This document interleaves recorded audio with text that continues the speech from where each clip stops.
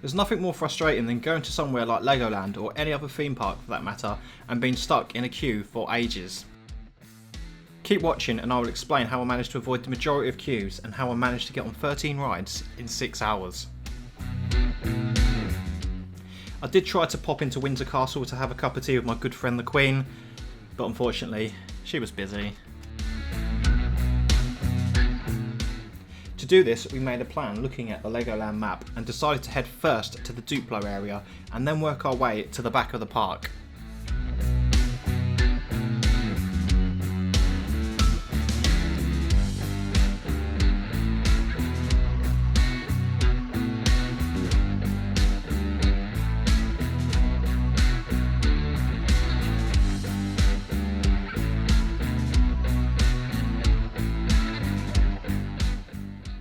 If you want to change your pace though, you should check out the fairy tale Brook.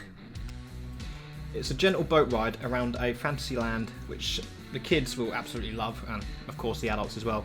You'll see characters such as Cinderella, Snow White, the Seven Dwarfs, Goldilocks and the Three Bears. It's quite a magical experience. It takes you back to childhood. It's set quite near Duplo Valley, so if you do follow the path that we take, it's going to be quite close to that. You can fit 4 people in it, so if you're in a family of 4, then you can perfectly fit those in pretty well.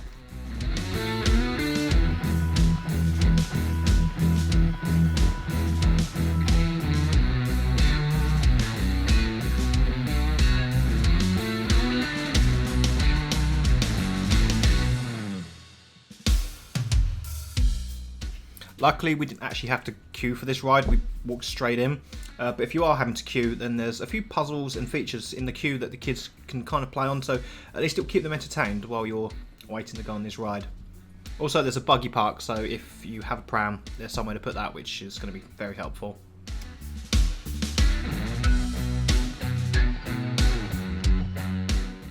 How many of these characters do you recognise? I'd love to know. Leave in the comments below, let me know which ones you've seen.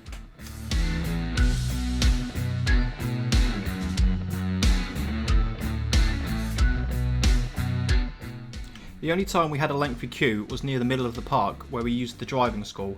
This was nearly the crossover point for the crowds. A lot of people will start with rides near the entrance and work their way towards the back. Starting at the back and working our way forward allowed us to avoid the majority of the crowds and the queues. In turn, that allowed us to experience more of the rides and activities at Legoland, as it massively reduced our queue time.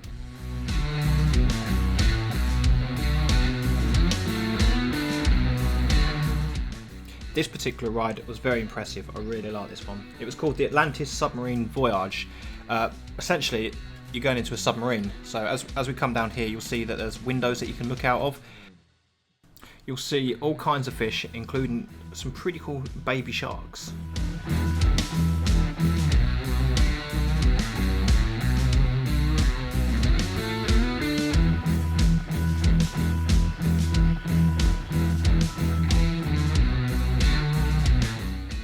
Although if you're a bit claustrophobic, then this riding might not be for you, but you're not in it that long, so I'm pretty sure you can probably manage it if you don't like tight spaces. You're only in it for maybe 3 or 4 minutes, but it's worthwhile, definitely.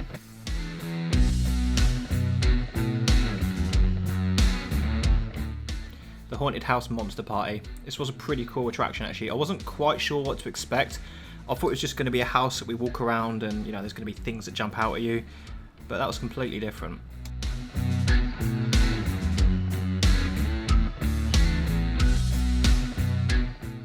Once you're seated, you'll actually be on a ride which essentially tilts up and down, and as you can see, the walls also move back and forward.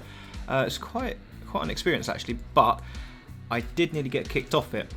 They stopped the ride once because someone was recording, and I didn't even hear the lady say that over the big speaker. Then they started it, and then someone said, "Oh, you need to turn your camera off." So I got quite lucky with that one.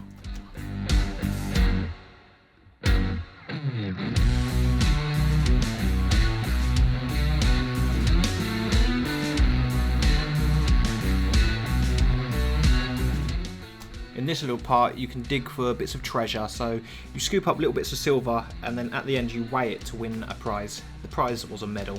Pretty cool for the kids. Our aim was to experience 8 rides/attractions we had planned using a Legoland map we downloaded in advance. At the end of the day, we were very surprised we managed to visit so many. So if you're watching this, I seriously recommend you consider this style of planning too. Of course, if you visit outside of peak times, you may or may not need to do this, but during times where the schools are on holiday, this might help you.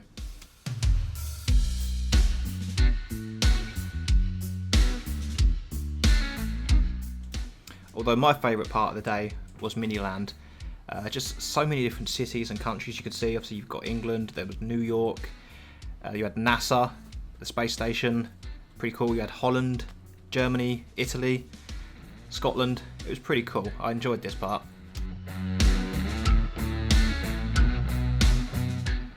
I'd love to hear what tips you have when you visit theme parks. Leave yours in the comments below, and if you enjoyed this video, please leave a like and subscribe to my channel so that you can be notified when I upload a new video. 86.7% of you have been watching my videos but haven't yet subscribed. So if you do like my content, subscribe and we'll make sure that you don't miss any of my videos. Until next time. You may also like my previous video where I visited Hornby Museum, seen all the train sets and trying to make my own airfix plane. Check it out.